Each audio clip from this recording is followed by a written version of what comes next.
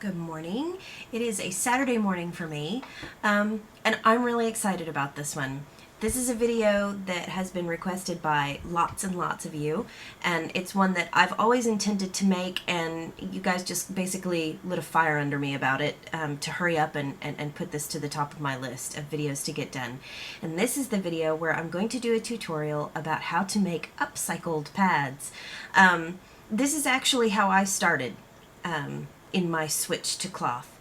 At the time, which was, I guess, a year ago now, almost, very nearly, we were still in the aftermath of moving back to the United States after having been in government housing overseas for 7 years. So we had a lot of things that we had to repurchase, things that we had to put into our household. We had to buy some furniture items.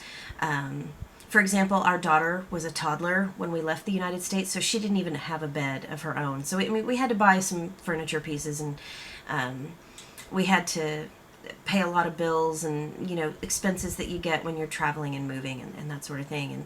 And I wasn't really prepared to add to that by spending a lot of money on this switch to cloth.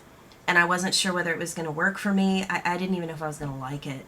And after looking online at the time, the only companies that I was at that point familiar with who sold cloth pads were places like Luna Pads and Schoon Organics, which is also a video I'm going to do for you very soon. Finally gotten around to trying those. Anyway, off topic, and it's less than 2 minutes in. Wow. I lost my place. My goodness, what are we talking about? Oh, so, and those tend to be a little on the pricier side for the cloth universe. And I was looking at it and how many I thought that I would need to actually give it a good try and to really evaluate whether this was something I wanted to do. We didn't have the money at the time, and I didn't want to spend that kind of money on something that I wasn't even sure about. So then I was encouraged to sew my own, and I did have a sewing machine. And so then I was encouraged to look around the house, and instead of buying things, to look for stuff in the house. And I was given some great suggestions, and I'm going to pass all those along to you, of things that you probably have sitting around in your home so that you could make your first several pads for free just to try it out and see if it's something that you want to do. Or if you are, like our family was, financially strapped at the moment and you don't have the means at this moment to go out and spend $200 on a ready-made stash that was sewn with love by someone else, or to spend all that money on fabrics and the specialty fabrics that I talk about in so many of my videos, this is the video for you. This is how you can make a set of cloth pads for dirt cheap or free if you have your own sewing machine and thread. So the first segment, I'm going to go down to my kitchen table and show you some things that I laid out. Just stuff I picked up from closets and stuff. Most of it is from my husband's closet. But we won't be using anything that he did not expressly give me his hominis dominus to use. And I'm babbling again. See, oh my gosh, I'm even worse in the morning. I thought I was bad in the middle of the night. Morning is even worse. So let's go look at what I've picked out, and I'll give you some ideas about things that you can go hunt down in your closets and your linen closets, donate baskets, that sort of thing. Pretty much everybody's got at least some of this stuff. So let's get into that. Okay, I'm looking for some examples from around the house, and this is the first one I came across. This is just a fleecy shirt with a zip. The kind of thing that most of us have as a pullover for cooler weather. And we have quite a few of these in the house. This is just the first one I found as an example. But if you have one with a broken zipper, or you've replaced one and you're not wearing it as much anymore and you want to use that, this would be an excellent water-resistant layer for your backer. Another water-resistant thing that it's actually waterproof, that I used to use was a crib liner or a mattress cover. Now, I really do recommend polyurethane laminate, because the lifespan on something like a crib liner or a mattress protector with a waterproof layer in it, that's not going to last you nearly as long through washings. But it is something to get you started if you feel that you don't have the money, or you do not at this beginning stage wish to purchase polyurethane laminate as a waterproof liner. Okay. Now for cotton woven, which is the kind of fabric that we tend to purchase for toppers, most people forget that sheets are made out of exactly the same fabric. Most sheets are either 100% cotton or they have a high cotton content with a polyester blend, and those are perfect to use as a topper material. So if you have an old set of sheets or some old pillowcases, I mean, you could probably make, you could make a ridiculous number of pad toppers out of just a pillowcase, let alone a bed sheet. So if you have some bed sheets that you're not using, those are a wonderful resource to start making some upcycled pads at home without having to purchase any material. Now moving on to an absorbent material that most people have laying around the house. This is just cotton terry cloth. This is a remnant of an old bath towel that I have used to make absorbent layers for the inner cores. And if you have one bath towel that you can sacrifice to this purpose, then you can get tons and tons of pads out of a single bath towel. It's ridiculous how many you can make out of one bath towel. So people have hand towels, people have old kitchen towels, people have all kinds of terry cloth in the home. And if you have some that you're not using anymore, or one that you are not sentimentally attached to that you can give up to make pads with, it is a wonderful absorbent layer material. Also, it was mentioned in the Q&A for the 500 subscriber videos I made. Somebody asked, can you use socks? So I'm going to take this old, it's clean, but it's an old, ugly now athletic sock, and I'm going to try to cut it up and see if we can't use that for an absorbent layer as well, because it is mostly cotton terry with just a little bit of, this elastic stuff in the middle, which certainly won't hurt anybody. So we're going to try that out. Flannel. Flannel can be used for any part of a pad. It makes an excellent backer, topper, absorbent material in the middle. And these are just flannel receiving blankets that I had laying around the house. This is a pair of flannel pajama bottoms. Don't forget pajamas. If you have old pajamas with holes or stains, or they're not your favorite anymore, you can cut those up. And there are flannel bed sheets too. People have flannel that shows up in lots of different places in their home, and anything made out of flannel is perfect. Okay. Now in America, we just call this cotton knit jersey, the material that t-shirts are made out of. They are usually a cotton poly blend or a cotton spandex blend, but some of them are even 100% cotton, so they're all suitable for wearing next to the skin. And it's very soft, and it's a stretchy fabric, so it'll be a little bit more difficult to sew with, but lots of people love t-shirt material knit in their pad toppers, so we're going to use this in the tutorial for sure. And then I also have here, in America we call these sweatpants. We call these sweats. I don't know what they're called in other places, but they have this, they're made out of this, I guess technically it's a fleece. It has this, feels like t-shirt material on the outside, and then on the inside it has this fleecy stuff. Now this is not in any way, shape, or form water resistant, so keep that in mind. You can use it for a backer. That would be a wonderful backer, but you have to remember that it will not provide any water resistance at all. It's a soft, squishy kind of absorbent layer material, and I think it would make an excellent topper. So that's what I'm going to cut. I got permission from my husband to cut these up because he has so many pairs of them, and these are too big for him anyway. So we're gonna use these and see what happens.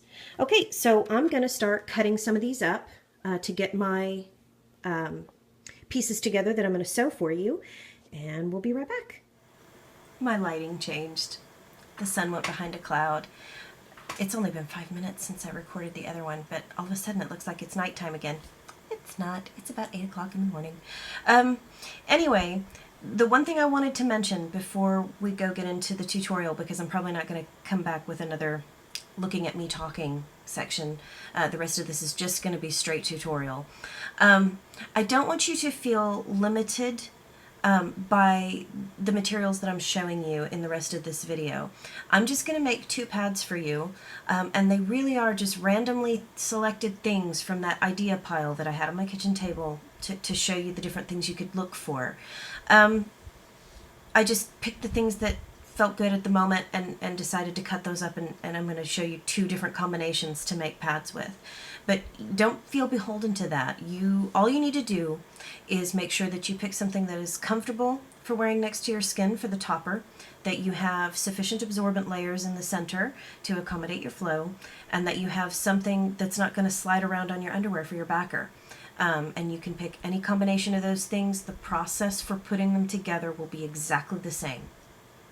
Feel free to sew along with me and copy it as you will, but that was my big concern in making this video, is that I don't want you to feel limited or feel as though what I'm showing you is the only way to make upcycled pads. You can make it's probably an endless number of different combinations of fabrics and things that you could use.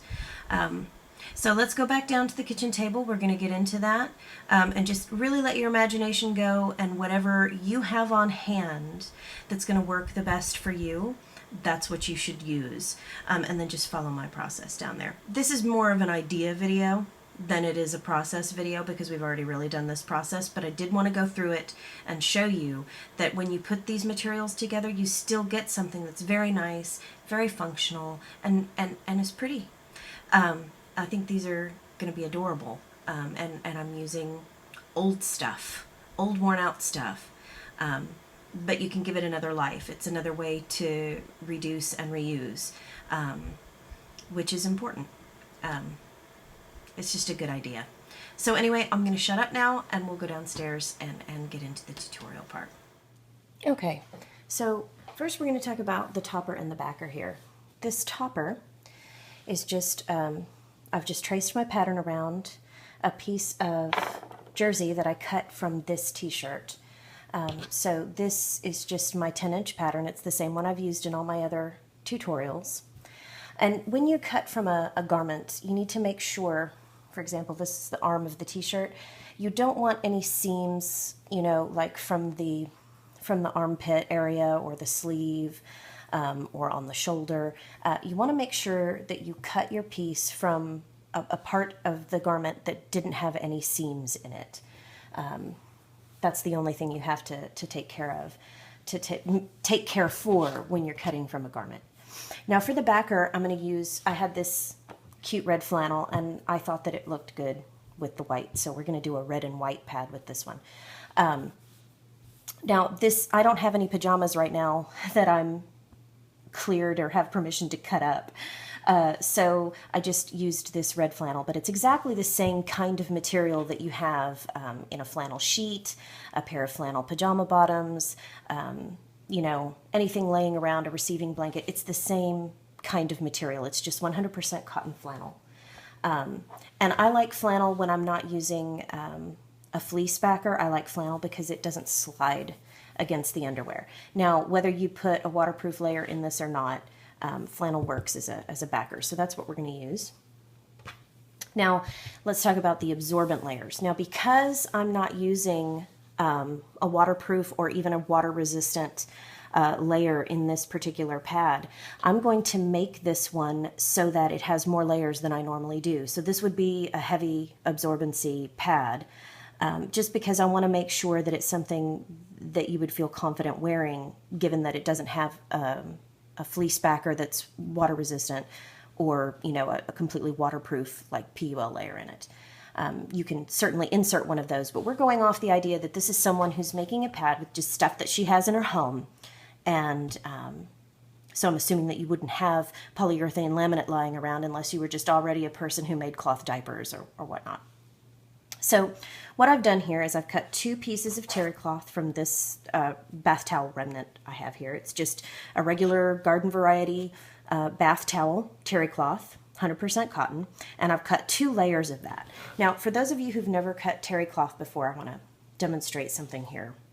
Just shaking these, you get this huge pile of lint. It's very, very linty, and it drops fibers all over the place. That's totally normal. You didn't do it wrong. Don't let it freak you out. Just, you'll need to vacuum it or sweep it up later. But for the moment, you just deal with it. So to this, I'm going to add 2 layers of flannel. And I'm doing this to add extra absorbency, yes. But I'm also doing it because I'm going to sandwich the terry cloth like so, which as you can see is going to make a pretty thick middle layer, but I'll show you how we're going to handle that when we get to the sewing part. I'm going to sandwich this so that the raw terry is not going over the feed dogs on my machine, because that way less of this terry lint will come out and get all in my bobbin case and everything. Now, you can run raw terry through your machine. I've done it many times, but this is just, I'm adding some flannel for extra absorbency anyway, and I find that sandwiching it kind of minimizes a little bit the amount of lint that we get in the machine. Now, my topper is going to sit on top of this, and this is just what I chose to do. I'm using this blue flannel instead of the red. If you were doing this with just the one garment of flannel, you'd probably have red flannel in here too that would match this. And that's perfectly fine. I just happen to have more of this flannel than I do of this, so I chopped these two pieces. But it's the same exact thing. But when I put this white topper on top, I'm going to be able to see that blue flannel coming up through the t-shirt, and I don't particularly like that. So I'm going to just I cut out another piece of this t-shirt jersey that's white, and I'm going to put that on top so that when I have my finished product, you won't be able to see color coming through the top, and that's just me. So I am going to pin these together, and then we're going to come back and get my sewing machine ready, and then we're going to come back and we'll sew it together.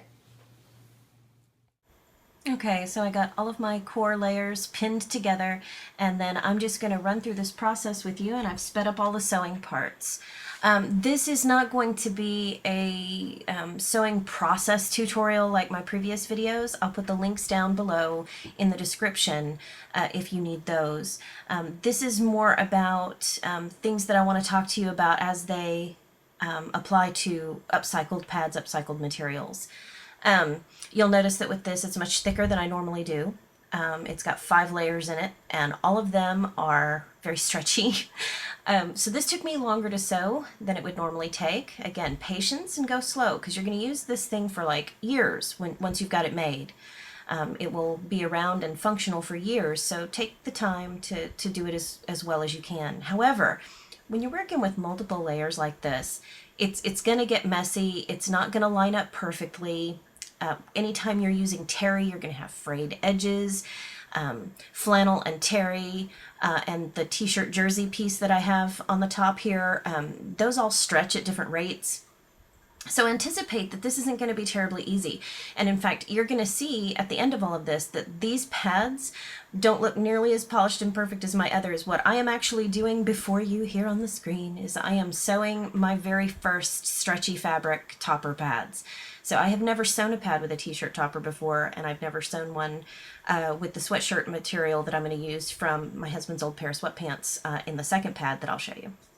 Don't worry about any of these uneven things, or if it looks ruffly, or if it looks rough on the edges, that's fine. Just trim your threads and soldier on. It's going to be okay. Now here I changed to red thread because I've always wanted a white and red pad. I've seen several that were done this way, and they're super, super cute. But you certainly don't have to change out your thread and get fancy. I just wanted to. So this one's going to have red threads on it. I think it turns out pretty well, although you can see every single mistake in the top stitching later on. You can giggle. I give you permission to giggle and judge. All right, here we go. Now what I've done is I've just anchored this to the topper. I took some time and centered it and made sure it was where it was supposed to be on there. But again, with this, I went much slower than I normally do. And I still made some wonky errors, but it still looks real pretty, you'll see. So what I'm about to do is sew the zigzaggy decorative stitch to anchor the core to the topper. And you'll note that I made sure to put that white t-shirt material side down facing the topper, because the whole purpose of that was so that it wouldn't be obvious that there was a different color material underneath the topper kind of poking up at you to ruin it. I wanted it to look professional and such. But it's really not that important. And if you're using, something from a black t-shirt or, a dark colored t-shirt, you wouldn't see anything through it anyway, so it wouldn't matter what color the flannel and terry you were using were.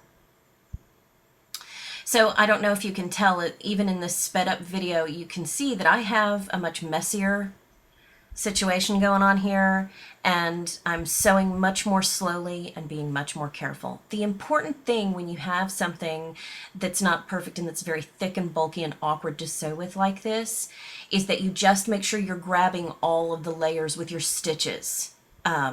You don't have to, if you miss a stitch or two, that's okay.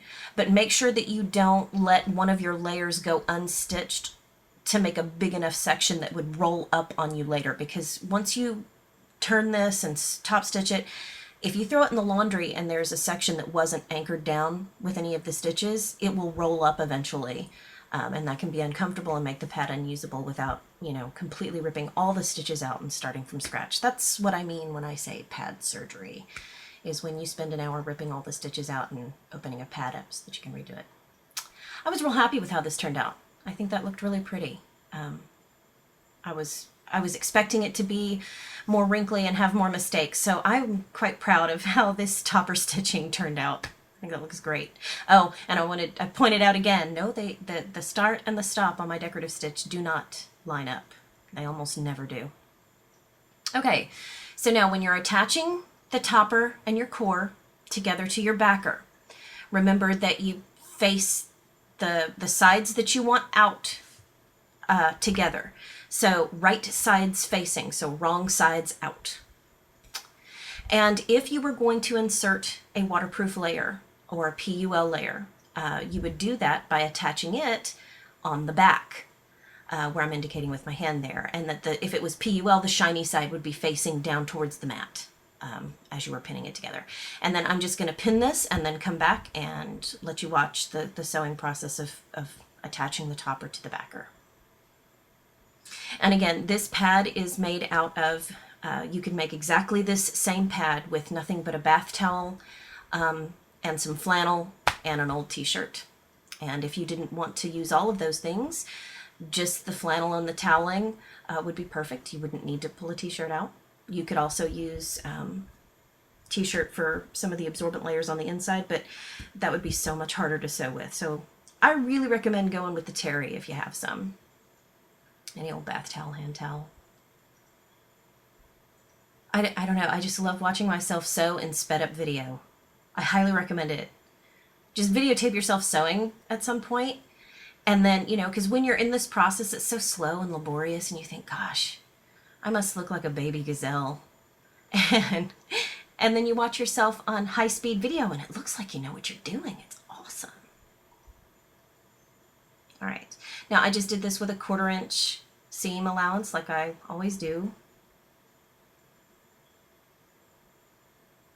Going around here. Trying to think what else should I say about this. Oh, it was really, really slim because, I'm usually using a fleece backer. And with just the layer of t-shirt knit jersey and the piece of flannel, it was super, super floppy and slim, and it felt really different sewing this one together. Okay, so now I'm going to take this, I'm going to clip it, I'm going to turn it and top stitch it, put some snaps on it, and then I'll show you the end product. This is what it looked like when it was all finished. And I think it's really fantastical. I think it's really awesome. Now, for upcycled closure, I have seen people tie bows. They will poke a hole and just tie ribbons and use ribbons to tie a bow instead of using a snap. But you can use buttons, you can use any kind of snap you have available, or poppers, or ribbon, or anything you want to tie a ribbon. I don't think I would like a ribbon. I think I would feel it. This is pad number 2. This I'm making out of a really old, these are at least 10 years old, worn out pair of my husband's Marine Corps PT sweatpants. And it was mentioned that this might be disrespectful. Y'all, you have no idea. Everything we own has this emblem on it, and after 13 years of going wherever the Marine Corps tells me to go, I don't think there's anything even remotely disrespectful about using this material, which was just going to go in the garbage anyway. The core here, I used the athletic socks. I cut out several layers of those. Now, I noticed that the sock terry was much thinner. Maybe it's because this sock was particularly old or what have you. But the one thing I would caution, if you're using socks, you're going to need to use more than 1 or 2 layers to be equivalent to bath terry. I went ahead and stuck a layer of Zorb in between two pieces of sock because I only had the one pair of socks to cut up, and with this 10-inch pad I only was able to get 2 layers, but it worked beautifully, and I think it's going to be great. And if you had enough socks, you wouldn't have needed to put a layer of Zorb in there like I did. Just stack up the socks until it looks like a nice absorbent pile, and then follow my process for sewing the core together just like I did on the red and white pad. I sewed this together too, so follow the process. No matter what materials you're using, the process is the same. Now, my idea on this was to use the ugly, fuzzy wrong side of the sweatpants as kind of a fleecy, no skid backer so it wouldn't slip and slide on the underwear. And you'll see that when I'm done here. I'll kind of show you what I'm thinking. I'm going to get this core attached to the topper. And we're almost done with that. And then I'm going to put it together with the other piece that I cut from the same pair of sweatpants. Only I'm going to put the smooth side for the topper and then the rough side for the bottom so it doesn't slide on the underwear. And it'll look very fleecy. I think it'll give it some textural interest. Also, just visually speaking. You may notice that I had trouble with placement on this. The lines you see drawn on there, that's just washable Crayola marker. The first time I traced my pattern onto the topper, I didn't like the placement, so I changed it. And you can still see that original line. That'll come out the first time I launder the pad. I love Crayola washable markers. Okay, so I'm just going to pin this together, as you see, like magic. Pin together, and then I'm going to sew it. Same process. Look at that. I didn't even bother to stop the video. Look, I'm just hauling the machine around, you guys. I'm so unprofessional today. Okay, and then we're going to sew this up quick like a bunny. Well, I say quick like a bunny. I didn't really sew it quick like a bunny. But here in just a second, I'm going to turn on the turbojet high-speed video, and you'll see. It'll look like I went quick as a bunny. Now this felt more like the normal thickness that I'm used to with the 2 pieces of sweatpants. And I'm thrilled, you guys. I've never actually, I mean, I've made upcycled pads before with things that I had around the house, but I've never used worn out old socks and worn out old sweatpants, things that weren't going to be done, things that were just going to be thrown away. And it's really comfortable and well done, and I think it looks really pretty. I can't wait to use this thing. I think it's going to be perfect. I really do. This one I got really excited about. I mean, the red and white one I really liked, but this one just kind of blew me away. I mean, these were literally things that were going to go in the garbage. He's had this pair of sweatpants so long that the elastic on it was crunchy. You know, like if you pulled the elastic waistband, it made crunchy noises. I mean, they were completely shot. They had to be thrown away. Okay, so now I've turned this pad, and I'm going to go ahead and just top stitch it, and then I'll come back and show you pictures of the final deal. Okay, so here they are, and these were just 2 quick ideas for making upcycled pads with things that I already had around my house. And what I was hoping to demonstrate by going through the whole sewing process with you is just to show you it's the exact same process to sew a pad together, no matter what materials you're using. So you don't have to use a pair of sweatpants. You don't have to use a t-shirt. You can use any combination of things. Just, again, the topper needs to be soft and something that you can have against your intimate skin all day without it being, you know, uncomfortable or causing some kind of a reaction. So be mindful of what material you're going to use for your topper. The absorbent layers need to actually be absorbent. And if you're not going to have waterproof or water resistant materials in your upcycled pad, make sure to make more absorbent layers than you would normally need had you put a water resistant or waterproof barrier. And then for the backer, just try to make sure it's something that doesn't slide against your underwear. And then for closure, whatever you have on hand that you can use to button, tie, Velcro, snap it closed, that would be perfect. And I just used my regular cam snaps because I have a ton of those on hand, so there you go. All right, I hope this was helpful. I hope you enjoyed this. If you have any questions, if there was anything I didn't cover, as always, please let me know. I had a lot of fun doing this. I hope that you guys will make upcycled pads, and if any of you try this with various things around your house, please come to the Facebook group, which the link will also be in the description, and join us and show us pictures. I absolutely love looking at pictures. Anyway, you guys are awesome. Thank you. I'll see you again very soon. Bye.